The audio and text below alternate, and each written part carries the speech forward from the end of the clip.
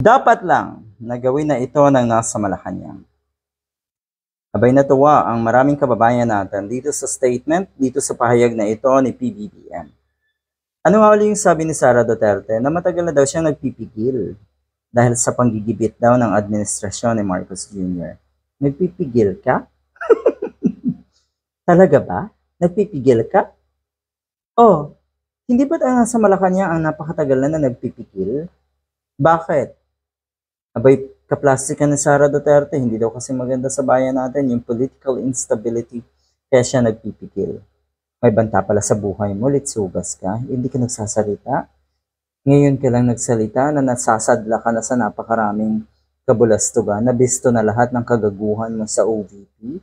Tapos ngayon mo babalikan yung kuno ay, or kung anumang invento, yung mga kwento mo, ang daming inventong kwento na si Sara Duterte, ano ho?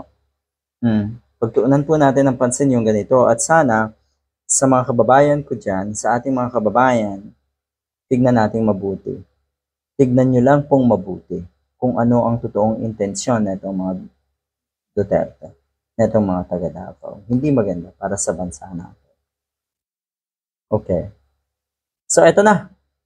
Pumalag na. Maganda yung statement ni PBBM na papalagan kita. Papalagan na kita.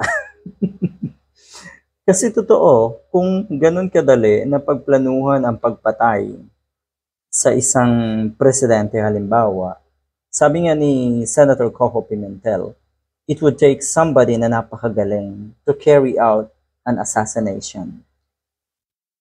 Totoo, mahirap yan. And it would take a lot of planning, it would take a lot of money. Ay siguro kasi talagang napakalaki na nakulimbat na itong mga Duterte, kaya ganun katatapang. Yung tapang nila, nagmumula dito. Yan na lang ang pinaghugutan nila ng tapang. Mga ungas kayo, mauubos yan. Kaya nga siguro ganyan nakaaligagayang mga yan ay alam nila, nararamdaman nila na nauubos na yung kanilang mga nakulimbat. Tignan mo, wala na halos umaten sa mga rallies, sa mga panawagan yun ng EDSA People Power. Mahiya naman kayo na gamitin ng EDSA.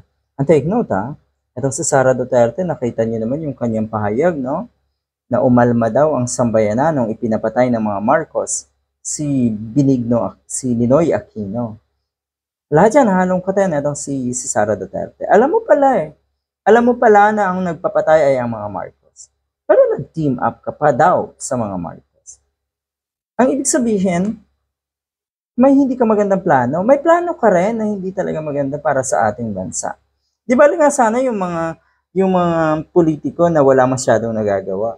Pero kumpara dito sa mga katulad ni Sara Duterte na napakaitim ang balak at plano para sa ating bansa. Gustong ibagsak ang ating bansa. Tapos magkukunwari.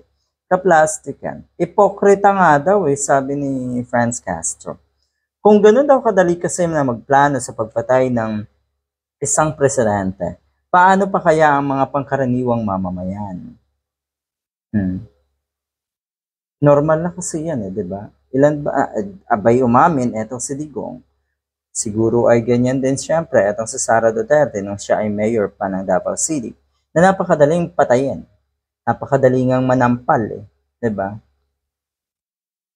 Yun pa kayang pagpatay. Wait. Anyway, baliktad no. Totoo, madali para sa kanila yung mga ganyan. Bakit? Matitibay kasi ang sikmura ng mga yan. Yan ata yung unang o yung pinakapundasyon na itong mga Duterte, yung tibay ng sikmura. Okay?